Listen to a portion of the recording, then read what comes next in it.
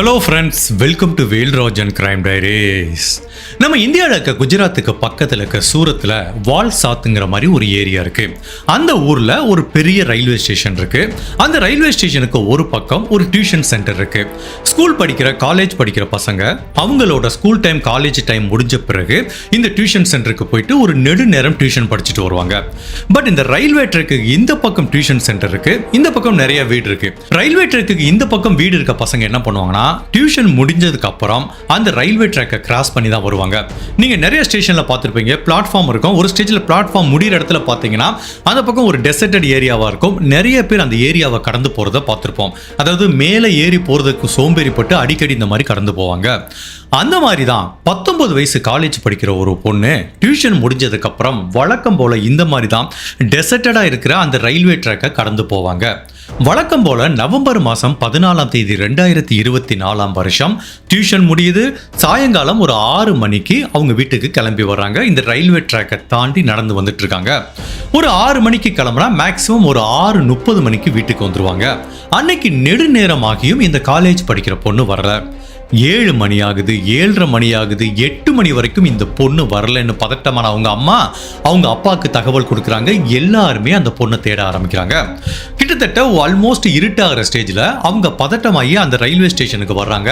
அந்த பொண்ணு எந்த வழியில் ரெகுலராக நடந்து வருமோ அந்த பக்கம் இவங்க தேடும் போது தொலைதூரத்தில் ஒரு பொண்ணு கீழே படுத்திருக்கிறத பார்க்குறாங்க. பதட்டமான இந்த அப்பா அம்மா பக்கத்தில் போய் பார்க்கும்போது சந்தேகமே கிடையாது, அது அவங்க பொண்ணு தான். ஏதோ பொண்ணு அடிபட்டுட்டா மயக்கமாயிட்டா ஏதோ ஒரு ஆக்சிடென்ட் ஆயிடுச்சுன்னு நினைச்சு பார்த்தா அந்த பொண்ணு உடம்புல நிறைய காயம் இருக்கு.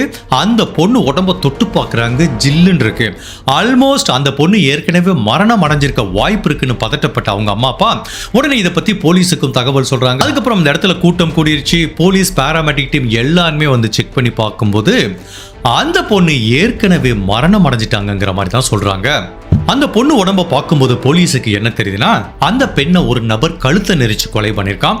அதுக்கப்புறம் அந்த பெண்ணோட ஆடைகள் எல்லாம் கலைஞ்ச நிலையில இருக்கிறதுனால என்ன காரணத்துக்காக, என்ன மோட்டிவுக்காக இந்த கிரைம் நிகழ்ந்திருக்குங்கிறத போலீஸால ரொம்ப ஈஸியாவே யூகிக்க முடியுது. போலீஸ் அந்த கிரைம் சீனை ஃபுல்லா செக் பண்ணி பார்க்கும்போது ஒரு மிக முக்கியமான தடயம் கிடைக்குது. அதாவது ஒரு பேக் இருக்கு. அந்த பேக்ல 2-3 ஷார்ட்ஸ், டிஷர்ட், அதுக்கப்புறம் ஒரு லேப்டாப் சார்ஜர் இருக்கு.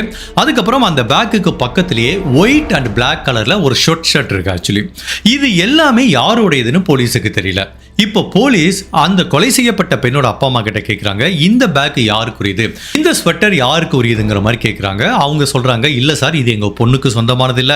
எங்க பொண்ணு டியூஷனுக்கு போகும்போது ஒரு பேக் உள்ளுக்குள்ள புக்ஸ் இருக்கும், அவ்வளவுதான் சார்ங்கிற மாதிரி சொல்றாங்க.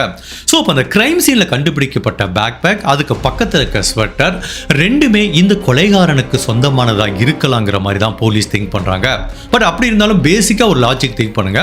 ஒரு பொண்ணை இவ்வளவு தூரம் கொடூரமா ஒருத்தன் கொலை பண்ணியிருக்கான், அந்த இடத்துல அவனோட பேக்கையும் அவனோட ஸ்வெட்டரையும் விட்டுட்டு போறதுக்கு வாய்ப்பு இருக்கா? ஒருவேளை இது வேற யாராவது விட்டுட்டு போயிருக்கலாமோ, இல்ல ஃப்ரேம் பண்றதுக்காக இதை பண்ணிருக்கலாமோங்கிற மாதிரி பலவித ஆங்கிள் போலீஸ் திங்க் பண்றாங்க. பட் ஒருவேளை இந்த பேக்கும் அந்த ஸ்வெட்டரும் அந்த கொலைகாரனுக்கு சொந்தமானதா இருந்தா கண்டிப்பா அந்த கொலைகாரன் இந்த லோக்கலா இருக்கிறதுக்கு வாய்ப்பு இல்லை. பிகாஸ் அவனோட பேக்ல இருக்க ட்ரெஸ் எல்லாத்தையும் வச்சு பார்க்கும்போது அவன் ஏதோ டிராவல் பண்ற ஒரு நபர் மாதிரி தெரியுது. ஒன்னு குஜராத்ல இருக்கிற இந்த வால்சாத்துங்கிற ஏரியாக்கு அவன் வந்திருக்கலாம், இல்ல இங்க இருந்து வேற கிளம்பி போயிருக்கலாம், இல்ல கனெக்டிங் ட்ரெயினை பிடிக்கிறதுக்காக இந்த ஊர்ல இறங்கி இருக்கலாம். ஒட்டுமொத்தத்துல இந்த கொலையை பண்ணி முடிச்சதுக்கு அப்புறம் அவன் கண்டிப்பா ட்ரெயின் ஏறி வேற ஊருக்கு தப்பிச்சு போயிருந்திருக்கு நிறையவே வாய்ப்பு இருக்குங்கிற மாதிரி தான் திங்க் பண்றாங்க. போலீஸ் அவங்களோட அடுத்த கட்ட விசாரணை எங்க இருந்து ஆரம்பிக்கிறாங்கன்னா, ஒருவேளை நம்ம கிரைம் சீன்ல கண்டுபிடிக்கப்பட்ட அந்த ஸ்வெட்டரும் பேக்கும் கொலைகாரனுக்கு சொந்தமானதா இருந்துச்சுன்னா அந்த பிளாக் அண்ட் ஒயிட் கலர்ல இருக்க ஸ்வெட்டரை அவன் கடைசியில போட்டுட்டு வந்திருக்கலாம். மேபி இந்த ஏரியால இருக்க சிசிடிவி கேமராவை பார்த்தா அந்த கொலைகாரனை தன்னால ஐடென்டிஃபை பண்ண முடியுங்கிற மாதிரி போலீஸ் தேட ஆரம்பிக்கிறாங்க. பட் இந்த பெண் கொலை செய்யப்பட்டது பிளாட்ஃபார்ம்ல இருந்து சில அடி தொலைவில் ஒரு டெசர்டடான ஏரியால. அங்க எந்த விதமான சிசிடிவி கேமராவும் கிடையாது. ஸோ கண்டிப்பா அந்த பொண்ணு நடந்து வந்ததையோ இல்ல அந்த பொண்ணை யாராவது ஃபாலோ பண்ணிட்டு வந்தாங்களா அப்படிங்கிறத கண்டுபிடிக்க முடியாது. பட் மேபி இந்த ரயில்வே ஸ்டேஷன்ல செக் பண்ணி பார்த்தா ஏதாவது தடயம் கிடைக்கும்னு இந்த பிளாட்ஃபார்ம்ல போலீஸ் ஃபுல்லா செக் பண்ணி பார்க்கறாங்க. மொத்தம் ஒரு 4-5 பிளாட்ஃபார்ம் இருக்கு. அதுல இருக்கிற எல்லா சிசிடிவி காட்சிகளையும் செக் பண்ணி பார்க்கும்போது அந்த இடத்துல தான் போலீஸுக்கு ஒரு மிகப்பெரிய பிரேக் த்ரூ கிடைக்குது. அதாவது கிரைம் சீன்ல கண்டுபிடிக்கப்பட்ட அதே ஸ்வெட்டரை ஒரு நபர் போட்டிருக்காரு. கிட்டத்தட்ட அதே பேக்கை மாட்டிட்டு ஒரு பிளாட்ஃபார்ம்ல 4-5 டைம் அந்த நபர் நடந்து போனதுக்குரிய காட்சிகள் பதிவாயிருக்கு. அதை எல்லாத்தையும் தாண்டி அந்த நபரோட உடல் மொழியை பார்க்கும்போது அந்த நபர் காலை சாட்சி நடக்கிறதுனால அவர் ஒரு மாற்றுத்திறனாளியா இருக்கிறதுக்கு நிறைய வாய்ப்பு இருக்குங்கிற மாதிரி தான் திங்க் பண்றாங்க. அதுவும் இவ்வளவு கஷ்டப்பட்டு நடக்கிற ஒரு நபர் ஒரு மாற்றுத்திறனாளியா இருக்கும்போது அந்த நபர் இந்த கொலையை பண்ணிருக்கிறதுக்கு வாய்ப்பு இருக்கா? ஒரு பெண்ணை இவ்வளவு கொடூரமா கொலை செய்ய வாய்ப்பு இருக்காங்கிற மாதிரி பலவிதமான கேள்விகள் போலீஸுக்கு முன் வந்து நிக்குது. பட் அப்படி இருந்தாலும் இந்த ஸ்வெட்டரும் அந்த பேக்கும் இந்த மாற்றுத்திறனாளி தான் கொலையாளியா இருக்கிறதுக்கு நிறைய வாய்ப்பு இருக்குன்னு அந்த நபரை வலை வீசி தேட ஆரம்பிக்கிறாங்க. சாயங்காலம் டியூஷன் முடிஞ்சதுக்கு அப்புறம் இந்த ரயில்வே ட்ராக்ல நடந்து வந்த அந்த 19 வயசு காலேஜ் பெண்ணோட வாழ்க்கையை சீரழிச்ச அந்த நபர் யாரு? அவங்கள கொலை பண்ணது உண்மையிலே இந்த மாற்றுத்திறனாளி தானா? போலீஸ் சரியான நபரை நோக்கி தான் பயணம் பண்றாங்களா இல்ல தவறான டைரக்ஷன்ல பயணம் பண்ணிட்டு இருக்காங்களாங்கிற பலவித குழப்பங்களும் திருப்பங்களும் நிறைஞ்ச குஜராத்தில் நடந்த ஒரு வித்தியாசமான ட்ரூ கிரைம் கேஸ் தான் இன்னைக்கு நம்ம இந்த வீடியோல பார்க்க போறோம். அப்படி இந்த இளம் பெண்ணிற்கு என்ன நடந்தது, அவங்களை யாரு கொலை பண்ணாங்கிறத நம்ம தெரிஞ்சுக்கிறதுக்கு முன்னாடி உங்க டைம் 2 செகண்ட்ஸ் எனக்காக ஸ்பெண்ட் பண்ணி என்னோட வீடியோஸ் உங்களுக்கு பிடிச்சிருந்துச்சுன்னா லைக் பண்ணிட்டு கமெண்ட் பண்ணுங்க. இன் கேஸ் என்னோட சேனலை இது வரைக்கும் நீங்க சப்ஸ்கிரைப் பண்ணாம பாத்தீங்கன்னா மறக்காம சப்ஸ்கிரைப் பண்ணி என்ன சப்போர்ட் பண்ணுங்க. அப்புறம் நம்ம வியூவர்ஸ்க்கு என்னோட ஒரு தாழ்மையான வேண்டுகோள், நிறைய பேர் இந்த சூப்பர் தேங்க்ஸ் வழியா நிறைய எக்ஸ்ட்ரா பணம் அனுப்புறீங்க. உண்மையிலேயே அந்த மாதிரி அனுப்பாதீங்க. நீங்க கஷ்டப்பட்டு சேமிச்சு வைக்கிற பணத்தை விரயம் பண்ணாதீங்க. நீங்க ஒன்றும் சும்மா ஃப்ரீயாகவும் ஒன்று வீடியோ பார்க்கல, உங்க டைம் 30 மினிட்ஸ் எனக்காக ஸ்பெண்ட் பண்றீங்க. அது மூலமா எனக்கு யூடியூப்ல இருந்து நிறைய ரெவன்யூ வருது. ஸோ நீங்க எனக்கு நிறைய பார்க்குற என்டர்டைன்மெண்ட்டுக்கு பணம் ஏர்ன் பண்ணி தரீங்க. ஸோ தேவையில்லாம இந்த மாதிரி எக்ஸ்ட்ரா பணம் அனுப்பாதீங்க. அதை உங்க குடும்ப உறவுகளுக்கு ஸ்பெண்ட் பண்ணுங்க. பிகாஸ் ஒரு 2-3 பேர் அடிக்கடி அனுப்பிச்சிட்டு இருக்காங்க. அதனால தான் சொல்றேன், இனிமேல் யாருமே சூப்பர் தேங்க்ஸ் வழியா பணம் அனுப்பாதீங்க. தேங்க்யூ. இப்போ போலீஸ் இந்த வால்சாத்துங்கிற ரயில்வே ஸ்டேஷன்ல இருக்க அதிகாரிகள்கிட்ட கேட்குறாங்க, இந்த நபர் அதாவது எப்போ சிசிடிவி கேமரால பதிவானதோ அதுக்கப்புறம் எப்போ கொலை நடந்து முடிஞ்சதோ அதுக்கப்புறம் எந்த ட்ரெயின் இந்த ஸ்டேஷனை விட்டு கிளம்புனதுன்னு கேட்கும்போது மும்பைக்கு போற ஒரு ட்ரெயின் கிளம்புனதுங்கிற மாதிரி சொல்றாங்க. ஸோ கண்டிப்பா அந்த கொலைகாரன் அந்த மும்பை ட்ரெயின்ல தப்பிச்சு போறதுக்கு வாய்ப்பு இருக்கு. அவன் உண்மையிலேயே மும்பையை சேர்ந்தவனா இல்ல மும்பையில போய் ஒரு டிரான்சிட் பண்ணி வேற ஊருக்கு போறானாங்கிற எந்த ஐடியாவும் போலீஸுக்கு இல்ல. இப்போ போலீஸ் மும்பைக்கும் ஒரு டீம் அனுப்பி இதே மாதிரி ட்ரெஸ் போட்டு வந்தனோ தேடுறாங்க. இந்த டயத்துல போலீஸோட அனுமானம் என்னன்னா, இந்த கொலைகாரன் இதுக்கு முன்னாடி நிறைய கொலை பண்ணிருக்க வாய்ப்பு இருக்கு. சும்மா நார்மலான ஒரு பர்சனால அசால்ட்டா போற ஒரு 19 வயசு பொண்ணை இந்த மாதிரி தவறா நடந்து கழுத்து நெரிச்சு கொலை பண்றதுக்கு வாய்ப்பு இல்லை. அவன் பேசிக்காவே ஒரு கிரிமினலா இருக்கணும். அவன் கிரிமினலா இருந்தா என்ன அர்த்தம்? ஏற்கனவே பல டைம் ஜெயிலுக்கு போயிட்டு வந்திருக்கிறதுக்கும் வாய்ப்பு இருக்கு. அதனால போலீஸ் இப்ப குஜராத்தில் இருக்க எல்லா ஜெயிலுக்கும் போறாங்க. சிசிடிவி கேமரால பதிவான இவனோட புகைப்படத்தை எடுத்துக்கிட்டு விசாரிக்கிறாங்க. பட் ஜெயில் அதிகாரிகள் என்ன சொல்றாங்க, சார் இந்த மாதிரி ஒரு நபர் எங்க ஜெயிலுக்கு வந்ததே இல்லை, இவனை பத்தி எங்களுக்கு ஒரு ஐடியாவும் இல்லைங்கிறாங்க. சரி ஓகே, இவன் குஜராத்தில் வேணா ஜெயிலில் இல்லாம இருந்திருக்கலாம், பட் கண்டிப்பா இவன் ஏற்கனவே ஜெயிலுக்கு போயிட்டு வந்திருக்கிறதுக்கு நிறைய வாய்ப்பு இருக்குன்னு மற்ற ஸ்டேட்ல அதாவது குஜராத்துக்கு பக்கத்தில் இருக்க பல ஸ்டேட்ல இருக்கிற ஜெயிலில் போய் போலீஸ் விசாரணை பண்ணும்போது ஃபைனலா ராஜஸ்தான்ல இருக்க ஒரு ஜெயிலில் போய் கேட்குறாங்க. அங்கதான் சிறை அதிகாரிகள், எனக்கு இந்த நபரை நல்லாவே தெரியும் சார், இவன் கொஞ்ச நாளைக்கு முன்னாடி தான் சார் ஜெயில இருந்து ரிலீஸ் ஆகி போனாங்கிற மாதிரி சொல்றாங்க. அந்த சிறை அதிகாரிகள் போலீஸ் கிட்ட என்ன சொல்றாங்கன்னா, சார் இவனோட பேரு ராகுல், பார்க்க அமைதியா இருப்பான், இவன் ஒரு மாற்றுத்திறனாளி, ஆனா இவன் பண்ற வேலையெல்லாம் உங்களால நம்ப கூட முடியாது. இவனோட சொந்த ஊர் ஹரியானால இருக்க ரோத்தோக் அப்படிங்கிற ஊரு. இங்க எதுக்காக சிறைக்கு வந்தானா, இங்க நிறைய லாரி ட்ரக் எல்லாம் நிறைய இருக்குல்ல, அதை எல்லாம் திருடுறான் சார். அந்த மாதிரி ஒரு 10 ட்ரக்குக்கு மேல திருடிட்டான். அந்த குற்றத்துக்காண்டி தான் இங்க வந்து கிட்டத்தட்ட ஒரு வருஷத்துக்கு மேல ஜெயில இருந்தான். இப்ப கொஞ்ச நாளைக்கு முன்னாடி தான் சார் அவன் ரிலீஸ் ஆகி போனாங்கிற மாதிரி சொல்றாங்க. இப்ப சிறையில் இருக்க அவனோட போட்டோஸ் எல்லாத்தையும் பார்க்கறாங்க. சோ அந்த 2 போட்டோவையும் போலீஸ் ஒப்பிட்டு பார்க்கும்போது சந்தேகமே கிடையாது, அந்த சிசிடிவி காட்சிகள்ல பதிவானது ராகுல் தான். அந்த 19 வயசு பெண்ணை கொலை பண்ணதும் அவன் தான் அந்த ஒயிட் அண்ட் பிளாக் கலர்ல ஸ்வெட்டர் போட்டிருந்தான். சோ கண்டிப்பா நம்ம ஒரு சரியான நபர் தான் தேடிட்டு இருக்கோங்கிற மாதிரி இப்போ அந்த ராகுல் எங்க இருக்கான்னு தேட ஆரம்பிக்கிறாங்க. இந்த இன்சிடென்ட் நடந்தது நவம்பர் மாசம் 14ஆம் தேதி. கிட்டத்தட்ட 10 நாள் போலீஸ் எவ்வளவு முயற்சி பண்ணியும் கூட இந்த ராகுல்ங்கிற நபரை பத்தி ஒரு தடயமும் கிடைக்கல. சோ 10 நாள் ஆயிருது. நவம்பர் மாசம் 24ஆம் தேதி போலீஸ் அதுக்கு முன்னாடி என்ன பண்றாங்க, இவனோட போட்டோ எல்லாத்தையும் இந்தியாவில் இருக்க எல்லா ரயில்வே ஸ்டேஷனுக்கு அனுப்புறாங்க. இவனை பத்தி யாருக்காவது தகவல் தெரிஞ்சிச்சுன்னா உடனே போலீஸுக்கு சொல்லுங்கன்னு ஒரு நம்பர் இன்ஃபார்ம் பண்ணிருக்காங்க. சோ நவம்பர் மாசம் 24ஆம் தேதி காலையில போலீஸ் டிபார்ட்மெண்ட்டுக்கு ஒரு கால் வருது.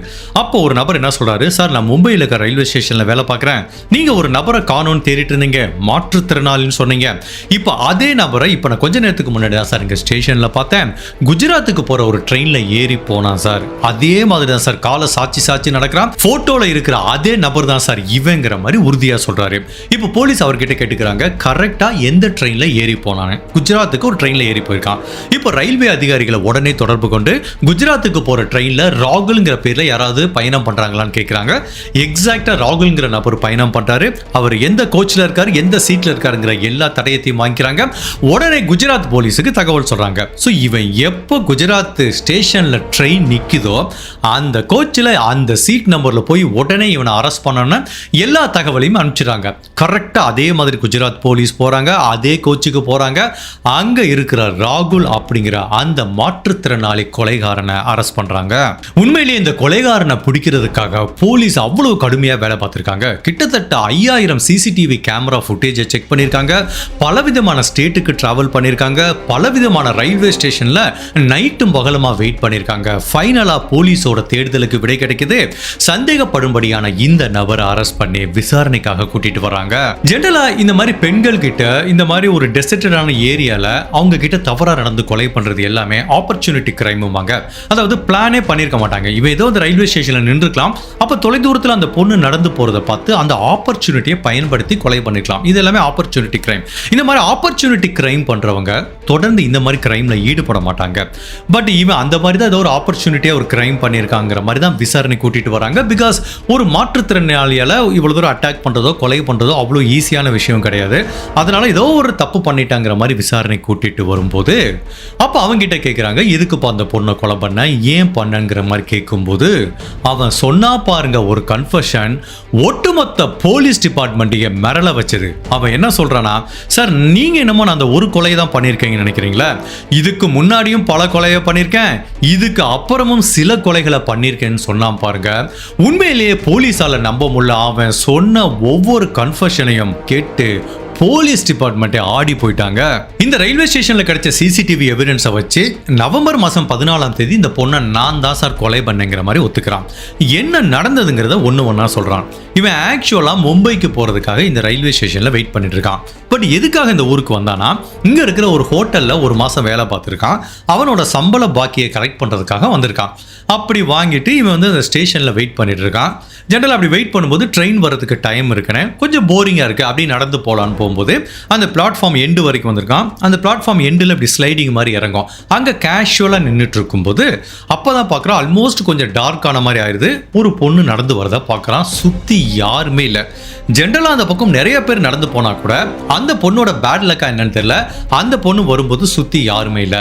நம்ம ஏன் இதை ஒரு ஆப்பர்ச்சுனிட்டியா பயன்படுத்திக்க கூடாதுன்னு இவன் ஒரு பேக் போட்டிருக்கான், அந்த ஸ்வெட்டர்லாம் போட்டிருக்கான். அந்த பொண்ணு பின்னாடியே போறான்.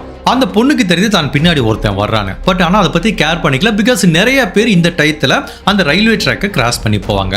ஸோ இவனும் சரியான சந்தர்ப்பத்துக்கு வெயிட் பண்ணிட்டு இருக்கும்போது ஒரு 2 மரம் வருது, அடர்ந்த பகுதி. அந்த மரத்துக்கு உள்ள இந்த பொண்ணை கூட்டிட்டு போயிட்டா உண்மையிலேயே இந்த பக்கம் யாராவது நடந்து போறவங்களுக்கு என்ன நடந்தாலும் தெரியாதுங்கிறதுனால அந்த பொண்ணு கரெக்டா அந்த 2 மரத்துக்கு இடையில நடந்து போகும்போது பின்னாடி கூடி அந்த பொண்ணை புஷ் பண்ணி உள்ள தள்ளிடுறான்.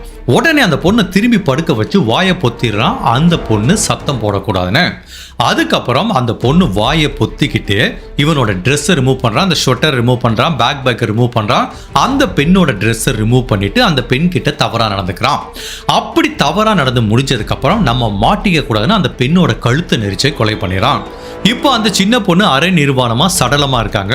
இவனோட பேக் இங்க இருக்கு, ஸ்வெட்டர் எல்லாமே இருக்கு. அப்ப என்ன ஆகுதுன்னா இவனுக்கு பயங்கரமான தாகம் ஏற்படுது. சரி, இந்த ரயில்வே ஸ்டேஷன் பக்கத்துல தான் இருக்கு, 5 மினிட்ஸ் நடந்து போற டிஸ்டன்ஸ் தான். ஒரு வாட்டர் பாட்டில் வாங்கிட்டு வந்துடலாம். வாட்டர் பாட்டில் வாங்கி குடிச்சிட்டு தன்னோட தாகத்தை தீர்த்துட்டு இறந்த சடலமா இருக்கிற அந்த பெண் கிட்ட திரும்பவும் தவறா நடந்துக்கலாம் அப்படிங்கிற ஒரு கொடூர எண்ணத்தோட தான் இவனோட பேக் ஸ்வெட்டரையும் எதையுமே எடுக்காம அங்கேயே போட்டுட்டு இவன் என்ன பண்றான், போய் தண்ணி குடிக்க போறான். அங்க போய் தண்ணி குடிச்சிட்டு வாங்கிட்டு வர்றான். திடீர்னு பார்த்தா அந்த இடத்துல கூட்டமா இருக்கு. அந்த பொண்ணோட அம்மா அப்பா எல்லாம் வந்துடுறாங்க. எப்படியோ சுத்தி கூட்டம் கூட விட்டு இவனுக்கு தெரிஞ்சு போச்சு, இப்ப அங்க போனா மாட்டி போனேன். பட் அவனோட பேக்கும் இருக்கு, ஸ்வெட்டரும் இருக்கு. இப்ப போய் அதை எடுத்துட்டு வந்தா கண்டிப்பா நான் தான் கொலை பண்ணேன்னு தெரியுங்கிறதுனால இவன் அந்த கூட்டத்தோட கூட்டமா நின்று பார்த்துட்டு அப்படியே அவனோட பேக் ஸ்வெட்டர் எல்லாத்தையும் விட்டுட்டு மும்பைக்கு ட்ரெயின் ஏறி போயிருக்கான். இதுதான் சார் நடந்தது அப்படிங்கிற மாதிரி சொல்றான். பட் மேலும் இந்த ராகுல் என்ன கன்ஃபெஷன் சொல்றானா, சார் இது வந்து நான் பண்ண ஃபர்ஸ்ட் கொலையும் கிடையாது, இது நான் பண்ண லாஸ்ட் கொலையும் கிடையாது. நான் எதுக்காக இதெல்லாம் பண்றேன் அப்படிங்கறத நீங்க தெரிஞ்சுக்கிறதுக்கு முன்னாடி முன்னாடி ஃபர்ஸ்ட் என்னோட வாழ்க்கையை பத்தி தெரிஞ்சுக்கோங்கிறான். சின்ன வயசுலேருந்தே ஒரு ஏழ்மையான குடும்பத்தில் பிறந்து வளர்ந்தவன். பட் இவனுக்கு ஒரு 5-6 வயசு இருக்கும்போது போலியோ அட்டாக் ஆகுது. அப்போ இவனோட கால் கொஞ்சம் ப்ராப்ளம் ஆகுது. அதுக்கப்புறம் இவனை எல்லாருமே ஒரு மாற்றுத்திறனாளின்னு சொல்லிட்டு ரொம்ப கேலி பண்றாங்க. ஸ்கூல்லையும் எல்லாருமே கேலி பண்ணி வம்பு பண்றது. ஸ்கூல்ல மட்டுமல்ல, இவனோட குடும்ப உறவுகளே இவனை ஒதுக்க ஆரம்பிச்சிட்டாங்க. இவன் ஒன்றும் எதுக்கு மேலே ஆய்க்கலாதவன், இவனை வச்சுட்டு நம்மளுக்கு வாழ்க்கை ஃபுல்லாக கஷ்டப்படணும்னு இவனை சின்ன வயசுலேருந்தே ஒதுக்க வைக்க ஆரம்பிச்சிட்டாங்க.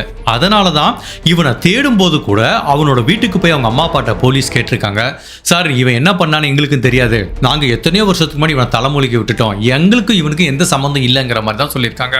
ஸோ இவன் சொன்னதும் அவங்க அப்பா அம்மா சொன்னதும் கரெக்ட் தான். சின்ன வயசுலேருந்து இவனை அவங்க வீட்லேயும் சேர்க்கல. இவனும் அப்படியே பள்ளி படிப்பு இல்லாமல் கல்லூரி படிப்பு இல்லாமல் அப்படியே அங்கங்கே கிடைக்கிற சின்ன சின்ன வேலையை பார்த்து வாழ்ந்துட்டு இருந்திருக்கான். இவனுக்கு சின்ன வயசுலேருந்து என்ன ஆசைனா, லாரி ஓட்டணும், ட்ரக் ஓட்டணுங்கிற மாதிரி ஆசை. அதனால ஒரு ட்ரக் டிரைவர்கிட்ட போயிட்டு கிளீனராக வேலைக்கு சேரலாங்கிறாங்க. பட் எல்லாருமே இவனோட உடம்புல இருக்க பிரச்சனையை வச்சு, நீலாம் போய் என்னடா பண்ண போற, கிளீனராகவும் வேலை பார்க்க முடியாது, ட்ரக்கும் ஓட்ட முடியாது, நீலாம் எதுக்குமே தகுதி இல்லாதவன எல்லாருமே இவனை ஒதுக்க ஆரம்பிச்சிட்டாங்க. ஸோ இவன் தான் ஆசைப்பட்ட அந்த லாரி கூட ஓட்ட முடியாதுங்கிற மாதிரி சூழ்நிலை இருக்கும்போது இவனுக்கு வாழ்க்கையிலேயே ஒரு பயங்கரமான விரக்தி ஏற்படுது. எனக்கு உடம்புல இந்த பிரச்சனை வந்ததுக்கு நான் காரணம் கிடையாது, எதுக்கு இந்த உலகமே என்ன ஒதுக்குது அப்படிங்கிற மாதிரி கோபம் வரும்போது, நீங்க என்ன ஒதுக்குனீங்கன்னா என்ன ஒதுக்குன உங்க எல்லாத்துக்கும் நான் பாடம் கற்பிக்கிறேன் அப்படிங்கிற மாதிரி இவனுக்கு கோபம் வருது. ஃபர்ஸ்ட் ஆஃப் ஆல் என்ன, இந்த லாரியை தாண்டா எனக்கு ஓட்டக்கூடாதுன்னா இந்த லாரியவே நான் திருடி காமிக்கிறேன்னு ஒரு 10-15 லாரியை இவன் திருட ஆரம்பிக்கிறான். அதுல ஈஸியா திருடுறான், அதை விற்கிறான், அதுக்கப்புறம் ஆசை தீர அந்த லாரியை ஓட்டிக்கிறான். ஸோ இவனுக்கு ரொம்ப ஹாப்பியா இருக்கு. பரவாயில்ல, நான் வாழ்க்கையில நேர்மையா போனா கிடைக்கல, இந்த மாதிரி குறுக்கு வழியில போனா எனக்கு எல்லாமே ஈஸியா கிடைக்குதுங்கிற மாதிரி ஒரு நம்பிக்கை அவனோட ஆள் மனசுல பதிய ஆரம்பிக்குது. அப்படி இந்த மாதிரி ட்ரக்கை திருடிட்டு வரும்போது தான் ஒரு நாள் போலீஸ்ல மாட்டிக்கிறான். அதுக்காக தான் 1 வருடம் சிறையில இருந்துட்டு வெளியில வந்திருக்கான். அப்படி சிறையில இருந்து வெளியில வந்துட்டான். திரும்பவும் எல்லாருமே இவனை மாற்றுத்திறனாளின்னு சொல்லி ஒதுக்க ஆரம்பிக்கிறாங்க. நீ எதுக்குமே தகுதி இல்லாதவன் சொல்லும் போது, பாரு நான் லைஃப்ல கஷ்டப்பட்ட எனக்கு எதுவுமே கிடைக்க மாட்டேது, நான் ஒரு ட்ரக்கை திருடினேன், எவ்வளோ ஜாலியாக இருந்தேன், நான் இனிமேல் அதே மாதிரி கிரைம் பண்ணிக்கிறேன்னு. ஃபர்ஸ்ட் ஆஃப் ஆல் இவன் பண்ண கொலை அக்டோபர் மாதம் 2023 சோலாப்பூர் ரயில்வே ஸ்டேஷனில், மகாராஷ்டிராவில் இருக்கிற ரயில்வே ஸ்டேஷனில் ஒரு கோச் இருக்கு, மாற்றுத்திறனாளிகளுக்குன்னு ஒரு கோச் இருக்கும். அந்த கோச்சில் இவன் ஏறுறான். அங்கே ஒரு பெண் தனியாக இருக்கிறத பார்க்குறான். அந்த பெண் கிட்ட தவறாக நடந்து கொலை பண்ணுறான். அப்படி ஈஸியாக கொலை பண்ணிட்டு இவன் ரயில்வே ஸ்டேஷன்லேருந்து வெளியில் வந்துடான். இவன் மாற்றுத்திறனாளிங்கிறதுனால யாருக்குமே இவன் மேலே சந்தேகம் வரல. அப்போ இவன் மனசில் என்ன தோணுதுன்னா, நம்ம ட்ரக்கை திருடினோம், 1 வருஷம் திருடினோம், எவனுமே கண்டுபிடிக்க, இப்போ ஈஸியாக ஒரு பொண்ணை நம்ம ஜாலியாக இருந்தோம் கொலை பண்ணோம், எவனுமே கண்டுபிடிக்கலையே, ஏன் உடம்புல இருக்க குறைய தானே நீங்கள் குறைன்னு சொல்லிட்டு இருந்தீங்க, இப்போ அந்த குறைய எனக்கு அட்வான்டேஜாக இருக்கு, இந்த மாதிரி குறை இருக்கிறவன் எப்படிப்பா தப்பு பண்ண முடியுங்கிற மாதிரி சமூகம் என் மேலே இரக்கமாக பார்க்கறதுனால இதை நான் ஒரு ஆயுதமாக பயன்படுத்திட்டு இனிமேல் எனக்கு பிடிச்ச எல்லா விஷயங்களையும் பண்ண போறேங்கிற மாதிரி முடிவு பண்ணிட்டான். ஜென்ரலாக தொடர் கொலை பண்ணுறவங்க ஃபர்ஸ்ட் கொலை பண்ணும்போது பதட்டமாக இருக்கும். பட் ஒரு ஸ்டேஜில் அதை கண்டுபிடிக்கல அப்படிங்கும்போது தைரியம் அதிகமாகும். 2வது கொலை பண்ணியும் கண்டுபிடிக்கலனா அந்த தைரியம் ரொம்ப அதிகமாகும். 3வது கொலை பண்ணியும் கண்டுபிடிக்கலனா அந்த தைரியம் உச்ச கட்டத்தில் இருக்கும். இனிமேல் நான் தாண்டா ராஜா, என்ன வேணாலும் பண்ணுவேன், நான் பாரு 4 பேர் கொலை பண்ணிட்டேன், உன்னால கண்டுபிடிக்க முடியலங்கிற மாதிரி சீரியல் கில்லருக்கு ஒரு தைரியம் வரும். அந்த மாதிரி ஒரு தைரியம் தான் இவனுக்கு முதல் கொலை பண்ணி முடிக்கும் போது வருது. அடுத்து என்ன பண்றான், அக்டோபர் மாதம் 2024 பெங்களூர்ல இதே மாதிரி மாற்றுத்திறனாளிகள் கோச்சில் ஏறான். அங்க போய் ஏறி ஸ்மோக் பண்ணிட்டு இருக்கான். அப்போ ஒரு நபர் கேட்கிறாரு, தம்பி இதெல்லாம் முடியாதவங்க இருக்கிறப்பா, இங்க போய் ஸ்மோக் பண்ணாதங்கிற மாதிரி ஒருத்தர் சொல்றாரு. உடனே அவர் கூட சண்டை போட்டு அந்த நபரை கொலை பண்றான். கொலை பண்ணி முடிச்சதுக்கு அப்புறம் அவரோட பாக்கெட்ல பார்க்குற நிறைய பணம் இருக்கு, நிறைய பணத்தை எடுத்துட்டு வந்துடுறான். பரவாயில்லையே, ஒரு பொண்ணு கூட ஜாலியா இருந்தோம், கொலை பண்ணோம், எவனும் கண்டுபிடிக்க முடியல, இப்போ இன்னொருத்தனை போட்டு தள்ளணும், உள்ள காசு இருக்கு, நம்ம வேலைக்கு போக தேவையில்லை, இனிமேல் நம்ம தாண்டா ராஜா, இது நல்ல ஆப்பர்ச்சுனிட்டியா இருக்குன்னு இதே மாதிரி தான் திரும்ப மேலும் பல கிரைம் பண்ண ஆரம்பிக்கிறான். அதுக்கப்புறம் தெலுங்கானா ஸ்டேட்டுக்கு போறான். அங்க இருக்க ஒரு ரயில்வே ஸ்டேஷனுக்கு போறான். இதே மாதிரி மாற்றுத்திறனாளிகள் ஒரு பொண்ணு தனியா இருக்காங்க. அவங்க கிட்ட பணத்தையும் பறிச்சுக்கிட்டு அவங்க நகையையும் பறிச்சுட்டு அதுக்கப்புறம் அந்த பெண்ணை கொலை பண்ணிடுறான். இதுக்கப்புறம் தான் நவம்பர் மாதம் 14 இந்த சூரத்தில் இருக்க வால்சாத்துங்கிற ஊரில் இருக்க ரயில்வே ஸ்டேஷனுக்கு வர்றான். அங்கே காலேஜ் படிக்கிற பெண்ணை கொலை பண்ணுறான். இந்த கொலையை பண்ணி முடிச்சதுக்கப்புறம் நவம்பர் மாதம் 19 பெங்கால், வெஸ்ட் பெங்கால் இருக்க ஒரு ரயில்வே ஸ்டேஷனுக்கு போகிறான். அந்த மாற்றுத்திறனாளிகள் கம்பார்ட்மெண்ட்டில் ஒரு வயசானவங்க உட்காந்துருக்காங்க. அந்த வயசான தம்பதிகள்கிட்ட பணத்தை நகையை எல்லாத்தையும் வாங்கிட்டு அந்த தம்பதிகளையும் கொலை பண்ணுறான். பட் லக்கிலி இந்த கொலையை பண்ணி முடிச்சதுக்கப்புறம் அவன் பாம்பே வந்திருக்கான். அப்போ தான் போலீஸ் கிட்ட மாட்டிக்கிட்டான். இவனோட கொலை பண்ற பேட்டர்னை நீங்க பாத்தீங்கன்னா நல்லா தெரியும். ஒரு ஸ்டேட்ல ஒரு கொலை தான், அதுக்கு மேல அந்த ஸ்டேட்ல கொலையே பண்ண மாட்டான். அதுதான் இவனோட பிளான். ஃபார் எக்ஸாம்பிள் இந்த 14ஆம் தேதி குஜராத்தில் வால்சாத்தில் ஒரு கொலை பண்ணான். அதுக்கப்புறம் குஜராத் ஸ்டேட்டில் ஒரு கொலையும் பண்ண மாட்டான். பெங்களூருக்கு போகிறான், தெலுங்கானாக்கு வர்றான், மத்திய பிரதேசத்துக்கு போகிறான். அந்த மாதிரி ஒவ்வொரு ஸ்டேட்லையும் கொலை பண்ணால் போலீஸுக்கு கன்ஃபியூஷன் ஆகிடும். பிகாஸ் அதே ஸ்டேட்டில் திரும்ப ஒரு கொலை பண்ணால் மாட்டிக்கிறதுக்கு வாய்ப்பு இருக்குங்கிற மாதிரி தான் இருந்தான். பட் லக்கீலி குஜராத் ஸ்டேஷனில் இருந்த இந்த சிசிடிவி கேமரா மூலமாக மாட்டிக்கலாம். பட் ஜஸ்ட் திங்க் பண்ணி பாருங்க, அவன் கிரைம் சீன்லேருந்து அந்த பேக்கையும் அவனோட ஸ்வெட்டரையும் எடுத்துட்டு போயிருந்தான்னு வச்சுக்கோங்களேன், கண்டிப்பா இந்த மாதிரி ஒரு மாற்றுத்திறனாளி இந்த கொலையை பண்ணியிருப்பான்னு யாராலையும் யூகிக்கவே முடியாது. உண்மையிலேயே அந்த கொலைகாரன் பண்ண ஒரே தவறு அந்த ஸ்வெட்டரை கழட்டி வச்சுட்டு போயிருக்கான். பிளஸ் அந்த கரஸ்பாண்டிங் சிசிடிவி கேமரால அந்த ஸ்வெட்டர் அவன் போட்டிருந்ததுனால தான் போலீஸால அழகா லிங்க் பண்ணி இவனை அரெஸ்ட் பண்ண முடிஞ்சது. இந்த கேஸை பத்தி நான் என்ன ஃபீல் பண்ணேன்னா, ஜென்ரலா இந்த மாதிரி சீரியல் கில்லர் எல்லாருக்குமே அவங்க கொலை பண்றதுக்கு ஒரு பெரிய காரணம் இருக்கும். பிகாஸ் தொடர் கொலையை பண்றவனோட மைண்ட் செட் ஒரு சாதாரண மனிதரோட மைண்ட் செட்ல இருந்து முற்றிலும் வேறுபட்டு இருக்கும். அதாவது அவங்க 99% என்ன ரீசன் சொல்றாங்கன்னா, சின்ன வயசுல அவங்க வாழ்க்கையில ஏற்பட்ட பலவிதமான காயங்களும் அந்த சைல்ட்ஹுட் ட்ராமாங்க, அதுதான் இந்த பையனோட மனசுலயும் ஒரு மிகப்பெரிய தாக்கத்தை ஏற்படுத்தியிருக்கு. உடல் ஊனமுற்றது இவன் தப்பு கிடையாது, போலியோ அட்டாக் பண்ணது இவன் தப்பு கிடையாது. அவங்க அம்மா அப்பா சரியான அதுக்கு சொட்டு மருந்து போட்டுருந்தாங்கன்னா இவனுக்கு அந்த பிரச்சனை வந்திருக்காது. சரி, வந்ததுக்கு அப்புறம் இந்த மாதிரி ஒரு மாற்றுத்திறனாளி பையன் தனக்கு வேண்டான்னு சொல்லி ஒதுக்கி வச்சாங்க பாருங்களேன், அங்கதான் அந்த பிரச்சனையே ஆரம்பிச்சது. என்னதான் இந்த நபர் பண்ண கொலையை நம்மளால நியாயப்படுத்த முடியாம இருந்தா கூட அந்த கொலைக்கு இவனையும் தாண்டி அவங்க அம்மா அப்பாவும் ஒரு மிகப்பெரிய காரணமா இருந்திருக்காங்க. என்னதான் இப்படி இருந்தா கூட, உடல் நிலை சரியில்லாம இருந்தா கூட தான் பையன் சொல்லி அரவணைச்சு அவனுக்கு ஒரு நல்ல வாழ்க்கையை அவங்க அமைச்சு கொடுத்துருந்தாங்கன்னா கண்டிப்பா அவன் இந்த மாதிரி தடம் புரண்டு போறதுக்கு வாய்ப்பு இல்லை. ஸோ எந்த மாதிரி விஷயங்கள் அவன் இந்த மாதிரி சீரியல் கில்லிங்க்கு கொண்டு வருதுன்னா, சைல்ட்ஹுட்ல எல்லாரும் அவனை இக்னோர் பண்ணது, தனிமைப்படுத்தப்பட்ட வாழ்க்கை, அவனோட உடல்ல இருக்க பிரச்சனையை ஒரு பெரிய குறைய சமூகம் அதை சுட்டி காட்டி அவனை தாழ்வு மனப்பான்மைக்கு ஒரு ஆழமான பள்ளத்துக்குள்ளே தள்ளிட்டாங்க.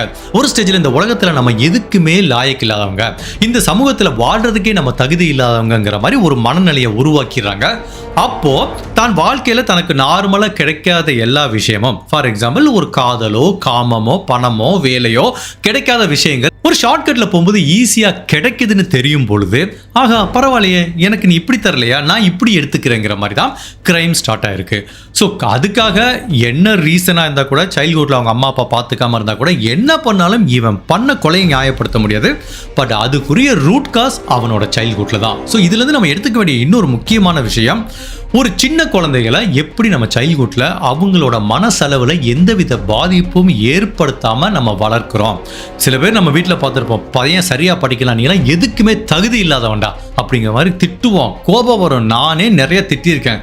என் பையன் பார்த்தீங்கன்னா நீ ஃபர்ஸ்ட் ரேங்க்லாம் எடுக்க வேணாம், பட் அட்லீஸ்ட் படிக்கிறது சின்சியராக படின்னு நான் சொல்லுவேன். பட் அவன் படிக்கலாமா டிவி பார்த்துட்டு இருக்கும்போது கோவம் வரும். சில சமயம் கோவமாக திட்டிருக்கேன். இப்பெல்லாம் படிச்சுட்டே இருந்தேன்னா போய் தெருவில் பிச்சை எடுக்க வேண்டியதாங்கிற மாதிரிலாம் திட்டிருக்கேன்.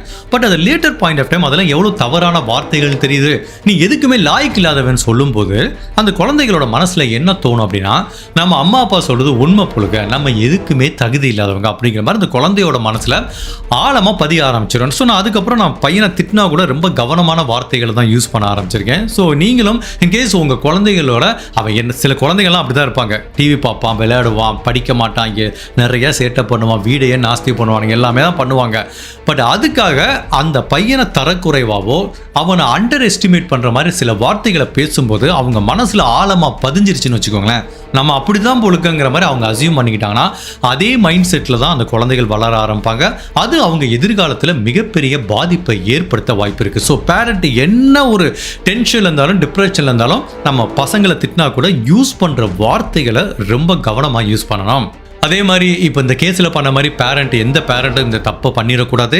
தங்களோட பையனோ பொண்ணோ மாற்றுத்திறனாளியாக இருந்தால் கூட, எப்படி இருந்தாலும் சரி, நான் எவ்வளவோ பேரண்ட்டை பார்த்துருக்கேன், 25 வயசானா கூட அந்த பையன் பாத்ரூம் போக முடியாமல் சூழ்நிலை கூட அவங்க அப்பா அம்மாவே கொண்டு போய் கூட்டிகிட்டு வர அளவுக்கு டெடிக்கேட்டடான எவ்வளோ பேரண்ட்டை பார்த்துருக்கேன். ஸோ பேரண்ட் வேறு வழியில் நம்மளுக்கு அந்த மாதிரி ஒரு குழந்தை அமைஞ்சிருச்சுன்னா அவங்கள தன்னம்பிக்கையோடு வளர்த்து அவங்களோட எதிர்காலத்தை செட்டில் பண்ணி விடுற வரைக்கும் அது ஒரு பெற்றவங்களோட கடமை.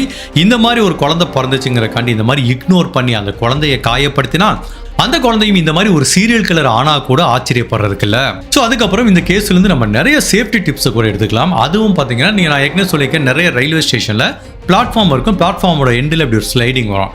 நிறையா பேர் என்ன பண்ணுவாங்க, ட்ரெயின் வர நேரத்தில் நம்ம ஜாலியாக ரிலாக்ஸ் பண்ணலான்னு அப்படி போகிறது, கொஞ்சம் டெசர்ட்டான ஏரியாவில் அந்த பக்கம் தள்ளி போய் மறைவாக ஸ்மோக் பண்ணுறது. ஸோ ஆனோ பண்ண நான் என்ன சொல்கிறேன்னா, அதுவும் டார்க்கான டயத்தில் நைட்டு நேரத்தில் இந்த மாதிரி ரயில்வே ஸ்டேஷனுக்கு அவுட் சைடு போய் வெயிட் பண்ணாதீங்க. உண்மையிலே நான் நிறைய பேரை பார்த்துருக்கேன், அந்த ரயில்வே ட்ராக் இப்படி அவுட் சைடு தான் நிறைய பேர் ட்ரிங்க்ஸ் சாப்பிடுவாங்க. ஏன்னா பிகாஸ் நம்ம போய் நிற்கிற இடத்துல என்ன மாதிரிலாம் கிரிமினல்ஸ் இருப்பாங்கன்னு சொல்ல முடியாது. ஸோ மேக் ஷுர் நீங்கள் ஒரு ட்ரெயின் ஏற போனீங்கன்னா அன்டயத்தில் போனீங்கன்னா அந்த பிளாட்ஃபார்மில் மட்டும் நில்லுங்க, கூட்டமாக மக்கள் இருக்கிற ஏரியாவில் மட்டும் நில்லுங்க, தேவையில்லாமல் அந்த ஸ்லைடிங்லாம் தாண்டி கீழே இறங்கி போயிடாங்க. ஸோ இந்த கேஸை பொறுத்த வரைக்கும் அந்த கிரிமினல் பண்ணது கொலை தான். பட் அதையும் தாண்டி ஒரு மாற்றுத்திறனாளிங்கிற பெர்ஸ்பெக்டிவ்ல அவன் வாழ்க்கையில் என்ன மாதிரிலாம் ஒரு கார்னருக்கு தள்ளப்பட்டிருப்பான், இப்படி எல்லாம் சேர்த்து அவனை தள்ளதுக்கு அப்புறம் தான் இந்த மாதிரி ஒரு முடிவு எடுத்திருக்கான். அதுக்காக நியாயப்படுத்த முடியாது, அதையும் நான் ஒத்துக்கிறேன். பட் அதே டயத்தில் இந்த மாதிரி நம்ம மாற்றுத்திறனாளிகளை வித்தியாசமாக பார்க்காம அவங்களுக்கு ஃபுல் சப்போர்ட் பண்ணி நல்ல ஃப்ரெண்ட்லியாக இருந்து அவங்கள என்கரேஜ் பண்ணுறதான் ஒவ்வொரு குடிமகனோட கடமை. ஸோ இதுக்கு முன்னாடி நீங்கள் எப்படி இருந்திருப்பீங்களா தெரியாது. ட்ரெயினில் நீங்கள் பல பேரை பார்த்துருக்கலாம், பல பேர் அவங்களோட வாழ்க்கை முறை சரியில்லாமல் உணவு கேட்டு வந்திருக்கலாம். எப்படி இருந்தாலும் சரி அவங்கள உதாசீனப்படுத்தாமல் ரெஸ்பெக்ட் கொடுத்து அவங்களே ஒரு மனுஷனாக மதிக்க வேண்டியது நம்மளோட கடமை. ஹோப்ஃபுல்லி இதுக்கப்புறம் நம்ம எல்லாரும் அதை கரெக்டாக பின்பற்றுவோம். அதுக்கப்புறம் ஃபைனலாக இப்போ பாருங்கள், நம்ம லேடிஸ்லாம் எங்கே ட்ராவல் பண்ணாலும் பாதுகாப்பு இல்லை, பஸ்ஸுலேயும் பாதுகாப்பு இல்லை, ட்ரெயின்லேயும் பாதுகாப்பு இல்லை, இந்த மாதிரி மாற்றுத்திறனாளிகள் கோச்சில் கூட பாதுகாப்பு இல்லாமல் இருக்குது. ஸோ மேக் ஷுர் நீங்கள் ட்ராவல் பண்ணுற டைம் ரொம்ப லேட் நைட்டாக தனியாக ட்ராவல் பண்ணாதீங்க. அதுவும் எந்த கோச்சில் ஏறினாலும் கூட்டமாக இருக்கிற கோச்சில் ஏறுங்க. அது எல்லாத்தையும் தாண்டி நான் எல்லா கேஸ்லையும் சொல்கிறது தான், இந்த விசில் ஒன்று கையில் வச்சுக்கோங்க. அது ஆணோ பெண்ணோ எந்த இடத்துலையாவது உங்களுக்கு உதவிக்கு வரும்போது கத்து. இப்போ ட்ரெயின்லாம் போயிட்டு இருக்கீங்க, கத்துனா நம்மளுக்கு எவ்வளோ கேட்கும்னு தெரியாது. பட் விசில் அப்படின்னா நம்மளுக்கு எனர்ஜி அதிகமாக கிடைக்கும். So always keep the whistle. அதுக்கப்புறம் இன்னொரு முக்கியமான விஷயம், இந்த ட்ரெயினில் பயணம் பண்ணுறவங்க நிறைய பேர் பார்த்துருக்க, நிறைய ஜுவல்லரி நகையெல்லாம் போட்டு போவாங்க. ஸோ மேக்ஸிமம் ட்ராவலுக்கு அதை அவாய்ட் பண்ணிடுங்க. பிகாஸ் சும்மா போகிறவங்க கூட நீங்கள் இப்படி நகையை போட்டு இப்படி கோச்சில் தூங்கிட்டு இருந்தீங்கன்னா அந்த நகையை திருடணுங்கிற எண்ணம் வரும். நான் நிறைய இன்சிடென்ட் பார்த்துருக்கேன். ஈவன் எங்கள் வீட்டில் இருக்க ஒருத்தவங்களுக்கு அந்த இன்சிடென்ட் நடந்திருக்கு. ஸோ மேக் ஷுர் நீங்கள் ட்ராவல் பண்ணும்போது என்ன மாதிரி நகையெல்லாம் போட்டுட்டு போகிறங்கிறதையும் ரொம்ப கேர்ஃபுல்லாக பார்த்துக்கோங்க. அதே மாதிரி ட்ராவல் பண்ணுறப்போ நீங்கள் போட்டு போகிற ட்ரெஸ்ஸும் ப்ராப்பராக இருக்க மாதிரி பார்த்துக்கோங்க. பிகாஸ் ட்ரெஸ் பண்ணுறது உங்கள் நம்ம உரிமை தானே, இல்லைன்னு சொல்லலை. பட் நம்ம பண்ணுற ட்ரெஸ் தேவையில்லாமல் நம்மளுக்கே பிரச்சனையாக வந்து முடிஞ்சிடக்கூடாது. அதுக்காண்டி தான் சொல்கிறேன். ஹோப்ஃபுல்லி இந்த வழக்குலேருந்து நம்ம நிறைய விஷயங்களை கற்றுட்டு இருக்கோம்னு நினைக்கிறோம். இந்த வழக்கை பற்றி உங்களோட கருத்தை மறக்காமல் இந்த வீடியோவில் பதிவு பண்ணுங்கள். இந்த மாதிரி அனதர் கேஸில் உங்களை சந்திக்கிறேன். Till then stay safe, take care, by.